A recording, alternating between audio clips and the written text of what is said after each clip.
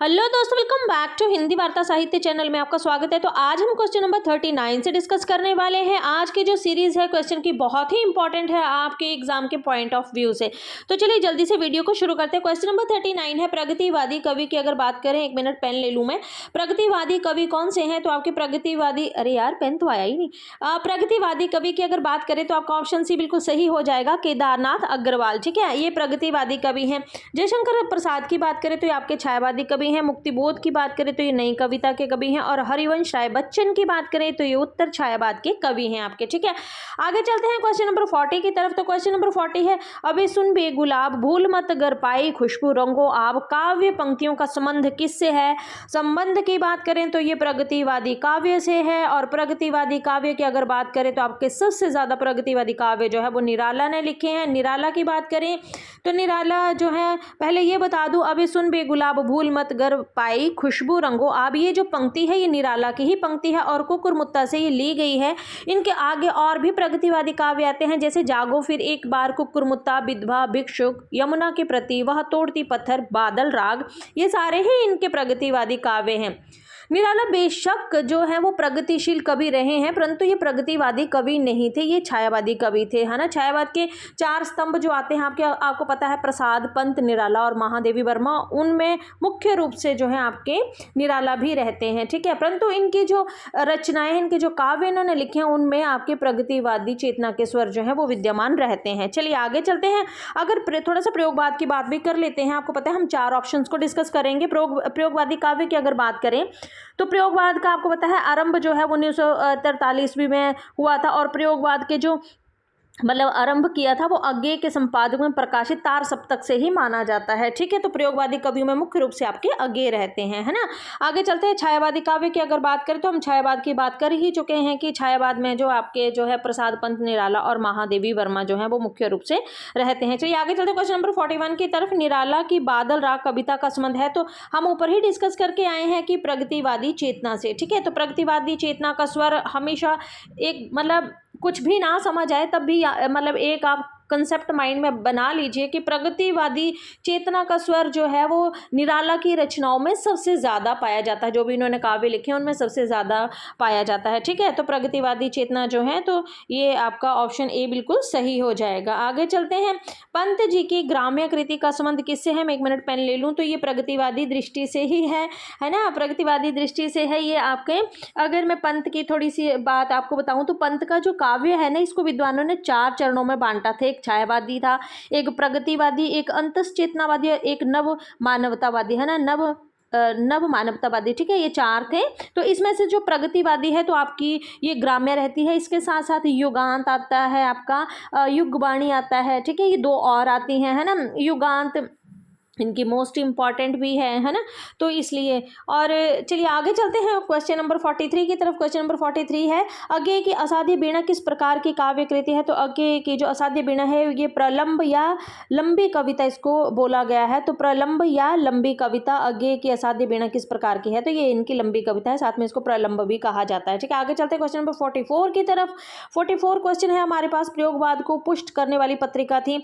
तो option A बिल्कुल प्रतीक जो थी, ये आपके प्रयोगवाद को पुष्ट करने वाली पत्रिका है आपकी प्रतीक। अभी थोड़ा सा मेरा मन कर रहा है मैं आपको सरस्वती पत्रिका के बारे में थोड़ा सा बता दूं, क्योंकि मोस्ट इंपॉर्टेंट है, बहुत बार पेपर में आता है और मेरा मन है कि मैं आपको ज़रूर बताऊं। तो चलिए थोड़ी सी बात करते हैं कि जो आपकी सरस्वती पत्रिका है, इसका सबसे पहले जो संपादन किया था, संपादक थे जो इसके सबसे पहले, वो चिंतामणि घोष थे, है ना। चिंतामणि घोष कौन थे? ये जो इंडियन प्रेस इलाहाबाद में है उसके ये मालिक थे। और सरस्वती पत्रिका का प्रकाशन 1900 में शुरू हो गया था, पर इसके जो विचारक थे चिंतामणि घोष के अनुरोध पर फिर नागरी प्रचारणी सभा काशी ने इसका संपादन दायित्व जो था वो स्वीकार किया था। किसके अनुरोध पर? चिंतामणि घोष के अनुरोध पर। ठीक है, अब अगर इसकी बात करें मंडल की ना, मंडल में जब शुरुआती 1 वर्ष तक तो इसका संपादन कार्य एक संपादक मंडल के द्वारा ही किया गया था, वो भी आपको पता है। उसमें जो है आपके 5 जो थे विद्वान मुख्य रूप से रहते थे। एक आपके बाबू श्याम सुंदर दास थे, एक राधा कृष्ण दास, एक जगन्नाथ दास, एक कार्तिक प्रसाद और एक नंबर 5 पे आते हैं आपके किशोरी लाल गोस्वामी, ठीक है। 3 तो आपके दास से हो गए, है ना, श्याम सुंदर दास, राधा कृष्ण दास, जगन्नाथ दास, ठीक है ना। तो कार्तिक प्रसाद, एक किशोरी लाल गोस्वामी, ये 5 जो थे ये 1 वर्ष तक इसके संपादक मंडल में थे, ठीक है। कई बार संपादक मंडल में कौन सा कवि नहीं विद्वान नहीं है, ये भी पूछ लिया जाता है। फिर अगर बात करें 1901 में, क्योंकि 1900 में तो इसका मतलब सर्वप्रथम प्रकाशन शुरू हो गया था, द्विवेदी युग की ये मुख्य पत्रिका है ना। तो 1901 में तो बाबू श्याम सुंदर को स्वतंत्र रूप से अकेले को ही इसके संपादन का दायित्व सौंपा गया था 1901 में। फिर 1903 में महावीर प्रसाद द्विवेदी ने इसके जो संपादक थे बने थे, और उन्होंने 1903 से 1920 तक इसका संपादन किया था, है ना, मतलब सरस्वती पत्रिका का, ठीक है। और फिर 1920 से 1947 ईस्वी तक देवीदत्त शुक्ल इसके संपादक रहे थे, है ना। तो ये मोस्ट इंपॉर्टेंट है, और ये एक मासिक पत्रिका है ना, इस बात को भी याद रखिएगा कि ये एक मासिक पत्रिका है, ठीक है ना। मतलब ये मासिक पत्रिका है। प्रारंभ में तो ये काशी से प्रकाशित हुई थी, परंतु बाद में महावीर प्रसाद द्विवेदी जी ने इसे इलाहाबाद से प्रकाशित करवाना शुरू कर दिया था। तो मतलब ये सरस्वती पत्रिका मेरी बहुत ही मतलब बहुत फेवरेट है ये मेरी पत्रिका ना, है ना, और बहुत अच्छा लगता है इसके बारे में बात करना मुझे हर बार ही, है ना। विशाल भारत की बात करें तो विशाल भारत में तो आपके जो हैं ये बनारसी दास जो है इसके प्रथम संपादक रहे हैं आपके विशाल भारत के 1928 में। पर अब विशाल भारत के बारे में भी आपको मैं बता दूं तो विशाल भारत जो है मतलब सबसे पहले तो ये जो है आपके बनारसी दास चतुर्वेदी जो थे इसके मतलब संपादक रहे थे। उसके बाद आगे मोहन सिंह सेंगर तथा श्री राम ने इसका संपादन किया था कलकत्ता से, ठीक है।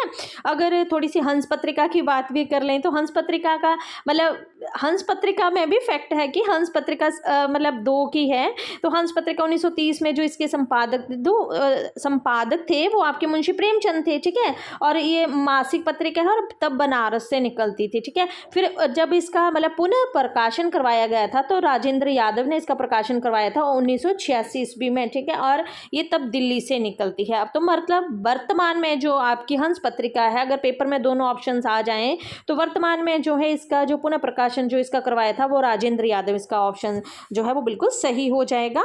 तो हमने सभी पत्रिकाओं के बारे में बात कर ली है। तो चलिए आगे चलते हैं क्वेश्चन नंबर 45 की तरफ। प्रयोगवाद की कालावधि क्या है? तो प्रयोगवाद की जो कालावधि है ऑप्शन ए बिल्कुल सही हो जाएगा, 1943 से 1953।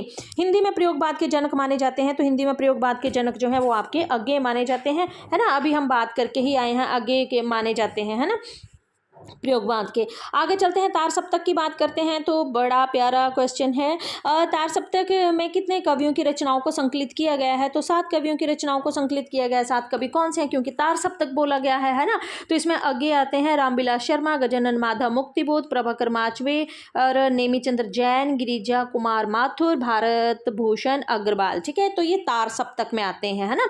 दूसरा सप्तक में भी आते हैं, फिर आपके तीसरे सप्तक में भी आते हैं, फिर आपके चौथे सप्तक में भी आते हैं, ठीक है। तो ये आपके तार सप्तक की बात पूछी गई थी। तो ये तार सप्तक में आपके जो है ये 7 कवि रहते हैं, है ना। तार सप्तक, सप्तक का क्या मतलब होता है? 7 ही तो होता है।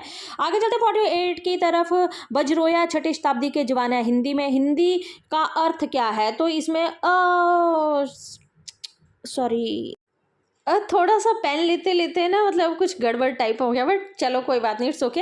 चलो 48 क्वेश्चन की तरफ चलते हैं। जो मैंने पेन जो है मैंने ऊपर को कर दिया है इसको, तो यहीं से ही लेंगे अब, ठीक है। वज्रोया 6ठी शताब्दी के जवान है। हिंदी में हिंदी शब्द का क्या अर्थ है? तो ऑप्शन बी भारत जो है, ऑप्शन बी बिल्कुल सही हो जाएगा। आगे चलते हैं हम क्वेश्चन नंबर 49 की तरफ। खुसरो की खालिकबारी में भाषा के लिए किस शब्द का प्रयोग किया गया है? तो आपको पता है खालिकबारी जो है इसमें जो है वो हिंदवी शब्द का प्रयोग किया गया है ना। ये एक शब्दकोश है जो आपका खालिकबारी है ना। आगे चलते हैं, क्वेश्चन नंबर है हमारे पास, एक मिनट, क्वेश्चन नंबर है आगे हमारे पास, क्वेश्चन नंबर 50 है। खड़ी बोली गद्य में जो रचना प्रारंभ होती है वो कब से होती है? तो ये आपकी 13वीं शताब्दी से होती है, ठीक है। 13वीं शती से होती है खड़ी बोली। अच्छा, यहाँ पे ना एक कंसेप्ट है कि खड़ी बोली गद्य में रचना प्रारंभ होती है, तो ये 13वीं सदी से होती है। प्रेम सागर है लल्लू लाल के 1810 में लिखी गई थी, है ना। पर अगर मैं आपको ये एक बात यहाँ पे ये बता दूँ कि अगर आप सोचें कि गद्य का जो मतलब प्रारंभ हुआ था वो तो आपके 8वीं शताब्दी से हो गया था, ठीक है, क्योंकि 8वीं शताब्दी में अद्वैतन सूरी ने कुवलय माला नामक एक गद्य कृति लिखी थी, ठीक है। पर यहाँ पर खड़ी बोली की बात की गई है, तो खड़ी बोली में 13वीं शताब्दी में आपके प्रेम सागर आती है, लल्लू लाल के 1810 में लिखी गई है, ठीक है। तो आगे 18 ये 10 और 11 तो ये क्वेश्चन नंबर 51 में इसको डिस्कस करते हैं, क्योंकि इसमें ये थोड़ा कंसेप्ट है।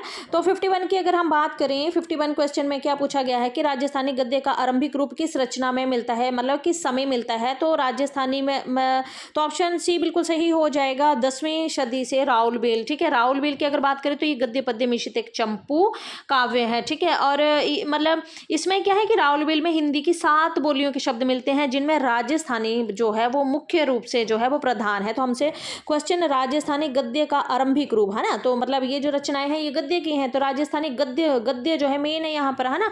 तो गद्य का जो आरंभिक रूप है वो इसमें ही मिलता है, राउल बेल। राउल बेल जो है तो ये रोड़ा कवि की है, 10वीं और 11वीं शताब्दी के बीच की है ये, ठीक है। आगे चलते हैं क्वेश्चन नंबर 50। अच्छा, एक बात मैं इसकी और बता दूं आपको कि मतलब हिंदी साहित्य में जो नखशिख वर्णन की श्रृंगार परंपरा, ठीक है, कौन सी श्रृंगार परंपरा का जो आरंभ माना जाता है वो राउल बेल से ही माना जाता है ना। 52 की तरफ चलते हैं। 52 है ब्रजभाषा गद्य का आरंभिक रूप मिलता है, तो ब्रजभाषा गद्य का आरंभिक रूप जो है वो 14वीं सदी से मिलता है, ठीक है। ब्रजभाषा गद्य का आरंभिक रूप, है ना, क्योंकि अभी हम यही पढ़ते आते हैं 14वीं से। अच्छा, ये भी मैं आपको बता दूं कि शुक्ल ने ब्रजभाषा गद्य का सूत्रपात ही 14वीं सदी से माना है, ठीक है। और आचार्य शुक्ल के अनुसार ब्रजभाषा गद्य का सबसे पहला प्रयोग जो था वो गोरखपंथी योगियों ने किया था 14 संवत 1400 के आसपास, ठीक है। तो ये 14वीं शताब्दी आपका बिल्कुल सही हो जाएगा। 53 की तरफ चलते हैं। इनमें से कौन सा उपन्यास राही मासूम रजा का नहीं है, सॉरी नहीं है पर है पूछा है। तो मैं एक बार क्वेश्चन फिर से रिपीट कर देती हूँ कि इनमें से कौन सा उपन्यास राही मासूम रजा द्वारा लिखा गया है। तो लिखा गया है ऑप्शन बी आधा गाँव जो है ये राही मासूम रजा का है, काला जल ये शानी का है, काला पहाड़ ये सुदर्शन का है, नूतन ब्रह्मचारी ये बालकृष्ण भट्ट का है, ठीक है। महाभोज उपन्यास की लेखिका कौन है, तो मन्नू भंडारी हैं, बड़ी ही प्यारी हैं, ये बहुत अच्छा है इनका ये उपन्यास महाभोज, एक बार ज़रूर पढ़िएगा, आपके है ना इसमें भी लगा हुआ है ये नेट के सिलेबस में भी, ठीक है। 55 की बात करें, कठगुलाब किसकी रचना है, तो ये ऑप्शन सी बिल्कुल सही हो जाएगा आपका, मृदुला गर्ग, है ना। बाण भट्ट की आत्मकथा के से लेखक हैं, बाण भट्ट की आत्मकथा ये उपन्यास है हजारी प्रसाद द्विवेदी का, ठीक है। बाण भट्ट की आत्मकथा ये उपन्यास विधा है इसकी, ठीक है, और ये नेट के सिलेबस में भी लगा है। और बाण भट्ट की आत्मकथा पुनर्वा अनामदास का पोथा ये हजारी प्रसाद द्विवेदी के अन्य उपन्यास है, और इतने इंपॉर्टेंट उपन्यास हैं कि मतलब यहाँ से प्रश्न बनना स्वाभाविक ही होता है, चाहे नेट का सिलेबस है चाहे आप LTPGT कोई भी एग्जाम दे रहे हैं उसमें बनता ही बनता है। तो चलिए आगे चलते हैं। क्वेश्चन नंबर है 57, वैशाली के नगरवधु नामक उपन्यास किसका है, तो ऑप्शन ए बिल्कुल सही हो जाएगा, चतुर्सेन शास्त्री का। गिल्ला कहानी के लेखक का नाम बताइए, तो प्रेमचंद, बहुत इंपॉर्टेंट कहानी है ये आपकी गिल्ला, है ना। कहानी सदैव से जीवन का एक अंग रही है, कथन किसका है, मुंशी प्रेमचंद का, ऑप्शन डी बिल्कुल सही हो जाएगा, ठीक है। आगे है कि हिंदी की आरंभिक कहानियों में कौन सी नहीं है, तो आरंभिक कहानियों की जब बात आती है आपकी तो ये ऑप्शन डी ये बिल्कुल सही हो जाएगा आपका, कि आरंभिक कहानियों में जो है आपकी ये कहानी नहीं आती है, ठीक है। 11 वर्ष का समय तो आपको पता है ये रामचंद्र शुक्ल की है, ठीक है, आरंभिक कहानियों में ही आती है, ये 1903 ईस्वी में लिखी गई थी। अगर दुलाई वाली की बात करें, दुलाई वाली बंग महिला की है जो कि 1907 में लिखी गई थी। इंदुमती की बात करें तो इंदुमती को किशोरीलाल गोस्वामी ने प्रथम माना था, नहीं, इंदुमती जो है ये कहानी जो है ये किशोरीलाल गोस्वामी की है, और शुक्ल ने जो है इसे प्रथम माना था, और 1900 में ये लिखी गई थी आपकी, ठीक है। तो आरंभिक कहानियों में आपकी जो है बिसाती जो है ये जयशंकर प्रसाद की है, ये नहीं आती है, ठीक है। इंदुमती कब प्रकाशित हुई थी, है ना, तो हम यही बोल रहे हैं कि इंदुमती जो है आपकी ना ये जो है ये आपकी 1900 में प्रकाशित हुई थी, और ये जो कहानी है ये आपकी किशोरीलाल गोस्वामी की है, और शुक्ल ने इसको प्रथम माना था, है ना।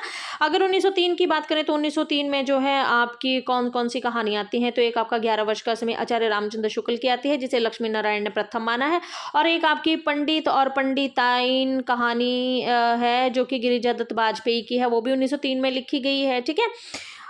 उसके बाद 1901 की बात करें तो 1901 में तो आपकी एक टोकरी भर मिट्टी आती है, 1901 में वो जो कि छत्तीसगढ़ पत्रिका से प्रकाशित हुई थी। आरंभिक कहानियों में अगर प्रथम पूछा जाए तो आपकी एक टोकरी भर मिट्टी आती है ना। और उसके बाद 1910 की बात करें तो यार 1910 में मुझे एक ही कहानी याद आ रही है अभी, वो मतलब वो तातार और एक वीर राजपूत वृंदावन लाल वर्मा की है 1910 में, है ना। तो वो कहानी आपकी आती है। तो आज हम इतने ही क्वेश्चनों को डिस्कस करने वाले हैं। अगर वीडियो पसंद आए तो वीडियो को एक लाइक और शेयर ज़रूर कीजिएगा। तो मिलते हैं नेक्स्ट वीडियो में, तब तक के लिए बाय बाय।